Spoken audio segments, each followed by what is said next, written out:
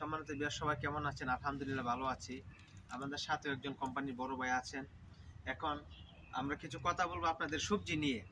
এখন ঠান্ডা মৌসুম, যদি আপনারা কোনো একটা ক্ষুদ্র অথবা সবজি করতে চান তাহলে দেখেন মাশাআল্লাহ আমাদের এখানে এই যে টমেটো আসতেছে, ওই যে টমেটো আছে, মাশাআল্লাহ ওইখানে টমেটো আছে। এই যে টমেটোটা দেখাও, দেখেন আপনাদেরকে দেখাচ্ছি, দেখেন এই যে এখানে টমেটো হয়েছে খুব সুন্দর মাশাআল্লাহ মাজরা, যেটা আমাদের অফিস আছে এখানে, আমাদের মানে অফিসের সাইটে একটা অফিসটা দেখাবে দিকে আমরা অফিসে কাজ টাজ করি আর কি।